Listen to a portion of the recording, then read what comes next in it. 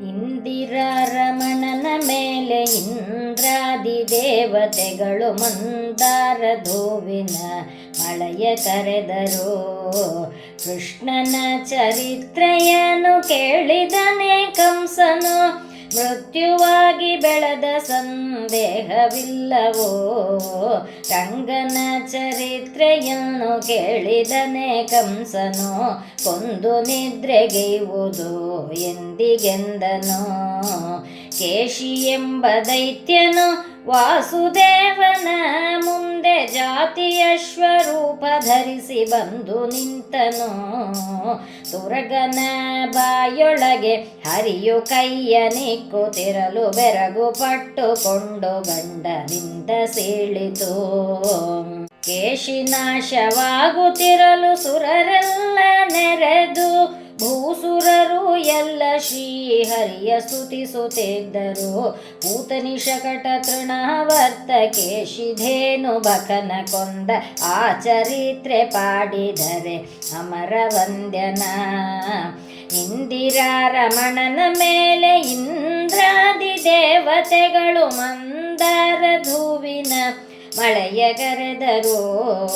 ಕೃಷ್ಣನ ಚರಿತ್ರೆಯನ್ನು ಕೇಳಿದನೆ ಕಂಸನು, ಮೃತ್ಯುವಾಗಿ ಬೆಳೆದ ಸಂದೇಹವಿಲ್ಲವೋ. ರಂಗನ ಚರಿತ್ರೆಯನ್ನು ಕೇಳಿದನೆ ಕಂಸನು, ಕೊಂದು ನಿದ್ರೆಗೈವುದು ಎಂದಿಗೆಂದೆನು. ಆಗ ಕಂಸ ಮಂತ್ರಿಗಳ ಬೇಗ ಕರೆ ಕಳುಹಿ ಆಲೋಚನೆಯ ಮಾಡಿ ಹೇಳಿರೆಂದನು. ಆತನ ಮಂತ್ರಿಗಳು ಬೇಗ ಕ್ರೂರನ ಕರೆಸಿದ್ದಾರೆ, ದೇವಕಿ ಸುತನ ಕರೆತಾರೆಂದ ಹೋಗಿ. ಅಂತ ಮಾತ ಕೇಳಿಯಾಗ ಬಂದ ಬೇಗ ಅಕ್ರೂರನು, ಇಂದಿನ ದಿವಸ ಸುದಿವಸವೆಂದನು. ಅಂದಿನುರುಳು ಅಕ್ರೂರ ಆಲೋಚನೆಯ ಮಾಡುತ್ತಿದ್ದ, ಗೋವಿಂದನ ಕಾಂಬೋ ಬೆಡಗು ಇನ್ನೆಂದಿಗಾಗೋದೋ. ವೃಂದಾವನಕ್ಕೆ ಹೋದರೆ ಇಂದಿರೇಶ ನೋಡಿ ಎನ್ನ ಬಂದಿಯೋ ಅಕ್ರೂರನೆಂದು ವಂದಿಸುವನೋ. ಮಧುರೆಯಿಂದ ಬಂದನೆಂಬ ಮಾತ ಕೇಳುತ್ತ ಎನ್ನ ವೈರಿಯೆಂದು ಒಳಗೆ ಬಿಡಬೇಡವೆಂಬನೋ. ಜ್ಞಾತಿಯೆಂದು ತಿಳಿದು ತನ್ನ ಪ್ರೀತಿಯಿಂದ ಮಾತನಾಡಿ ಮಾತಾಪಿತರ ಹದನವೇನೆಂದು ಕೇಳುವನೋ. ಹರಿಯು ವಿಶ್ವವ್ಯಾಪಕ ಸರ್ವಾಂತರ್ಯಾಮಿ, ನೀನರಿಯದ ವ್ಯಾಪಾರ ಉಂಟೆನೆಂದ ಅಕ್ರೂರ. ಅಕ್ರೂರ ಆಲೋಚಿಸುತ್ತಿರಲು ಅರುಣೋದಯವಾಯಿತು, ಗಕ್ಕನೆ ಪುರವ ಬಿಟ್ಟು ಹೊರಗೆ ಹೊರಟನು. ಸೂರ್ಯಗರ್ಗ್ಯವನ್ನೇ ಕೊಟ್ಟು ಸುಮನದಿಂದಲಕ್ರೂರ ತೇರನೇರಿ ನಡೆದನು ದಾನಶೂರನು. ಮಧ್ಯ ಮಾರ್ಗದಲ್ಲಿ ಶಕುನ ಬಿದ್ದಿತು ಶ್ರೀಹರಿಯ ಕಾಂಬೆ ಉದ್ಧಾರವಾಯಿತೆನ್ನ ಉಭಯ ಕುಲವೆಂದನು.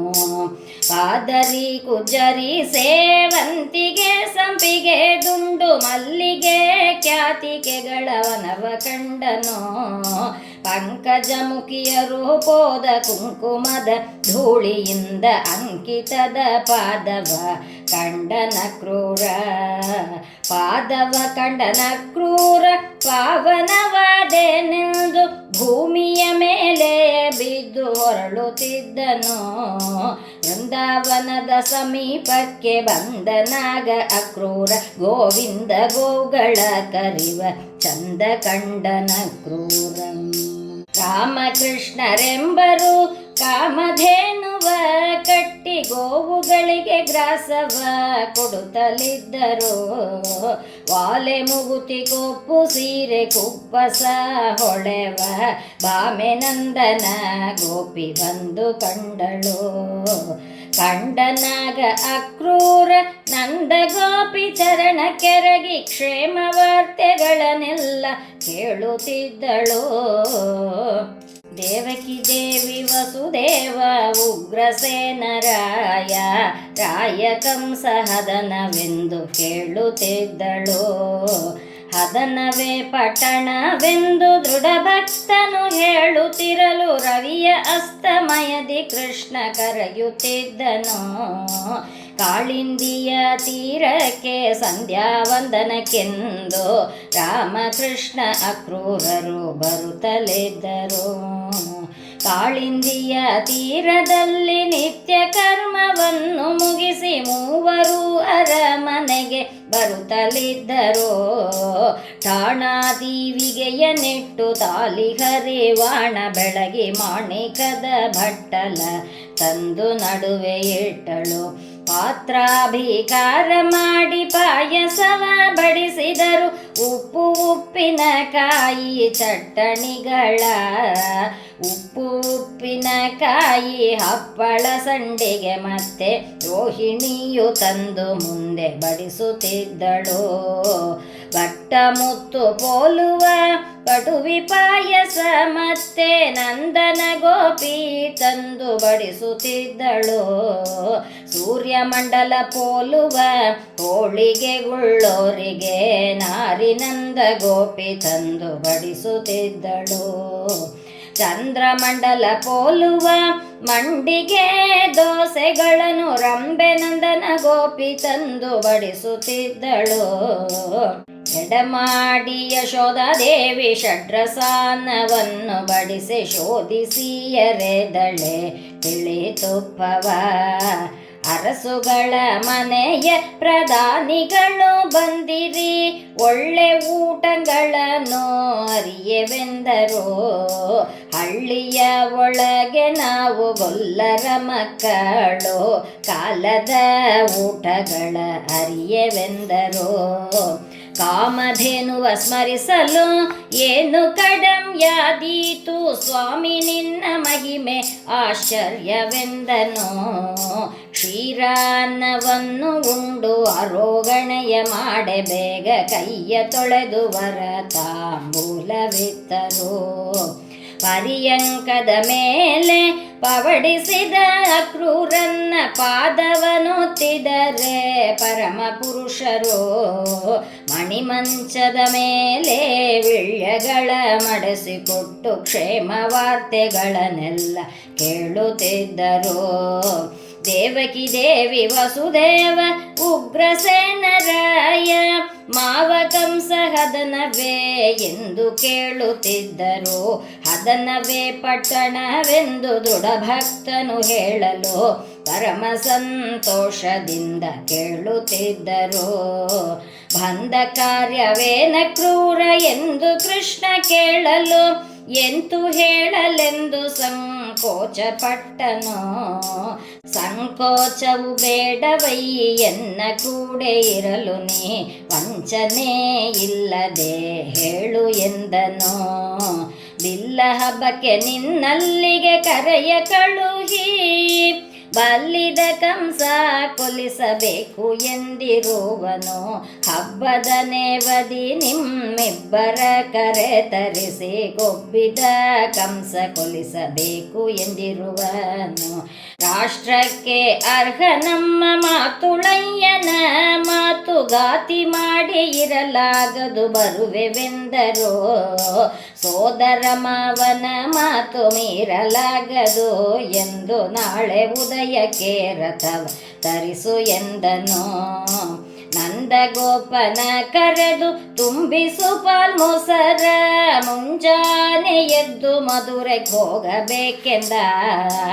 ಅಂದ ಮಾತ ಕೇಳಿ ಬೇಗ ಬಂದನಾಗ ನಂದಗೋಪ ಚಂದದಿಂದ ಪಾಲ್ಮೊಸರ ತುಂಬಿಸಿದನು. ಸಾರದಿ ರಥವ ತಂದು ಸ್ವಾಮಿ ಚಿತ್ತೈಸು ಎಂದ ತಾಯಿ ತಂದೆ ಚರಣಕ್ಕೆ ಎರಗಿದನಾಗ.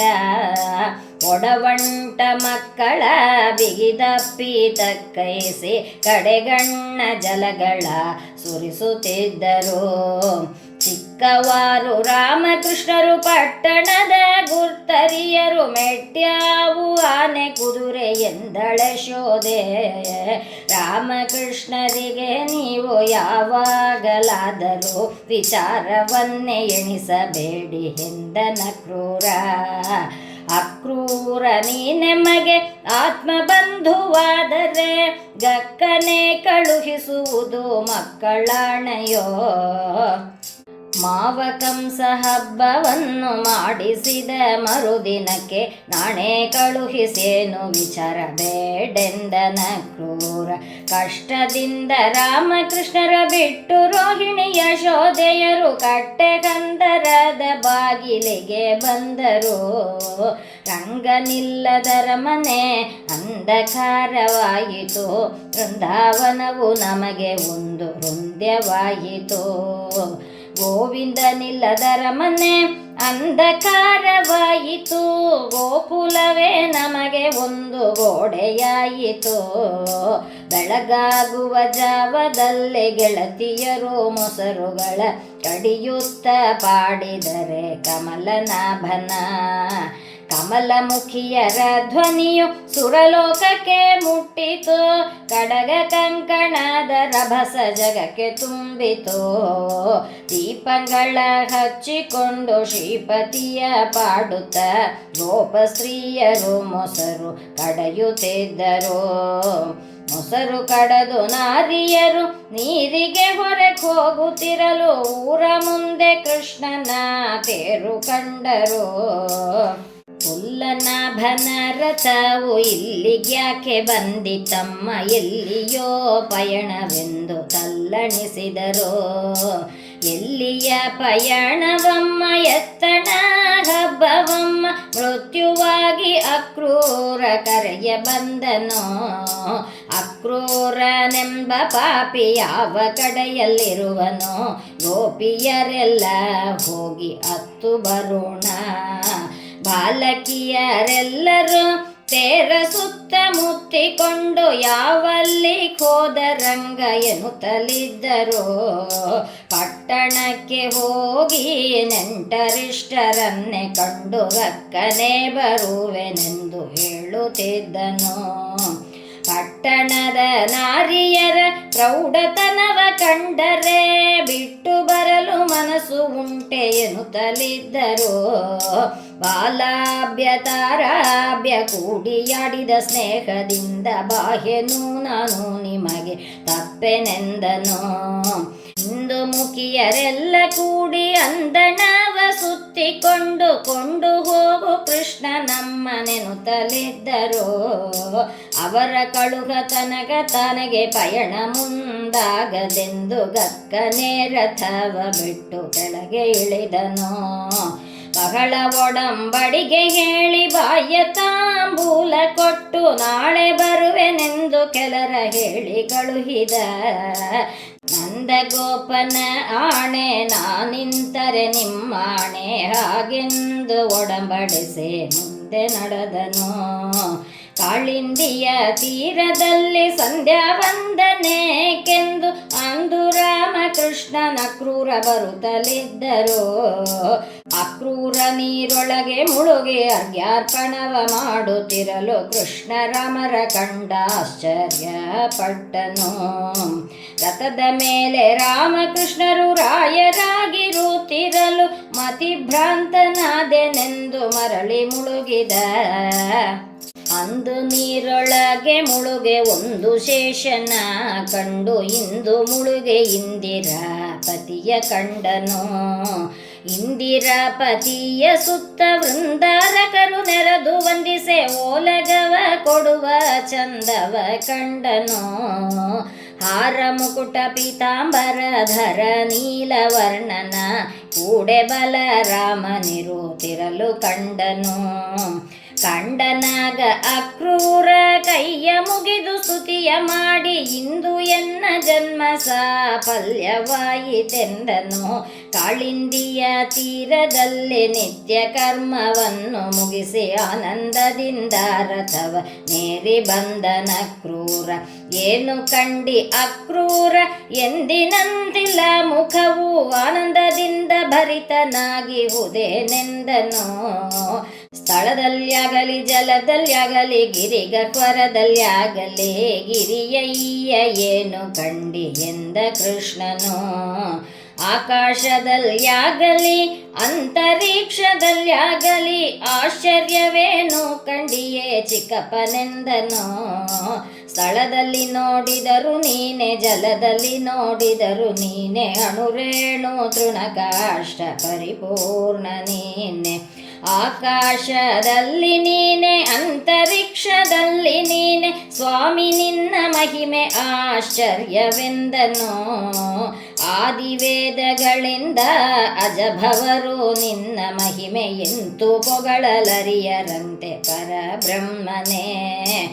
ಅನಂತ ವೇದಗಳಿಂದ ಅಜಭವರು ನಿನ್ನ ಗುಣವ ತಾವು ಪೊಗಳಲರಿಯರಂತೆ ಪರಬ್ರಹ್ಮನೇ.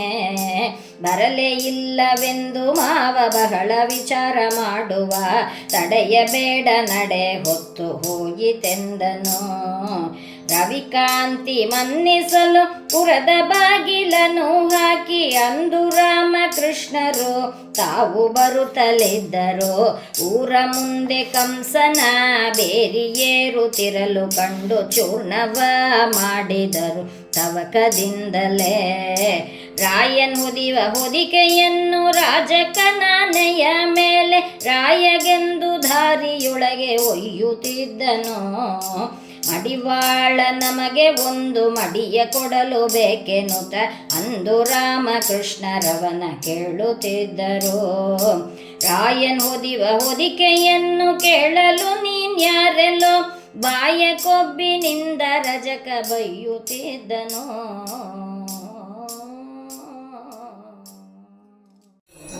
ಕೃಷ್ಣ ಸಾಗರ ಶಯನ ಕೋಲನ್ನ ಕೋಲ, ಸಾಲಿಗ್ರಾಮಕ್ಕೆ ಹಾಲಭಿಷೇಕ ಕೋಲನ್ನ ಕೋಲ.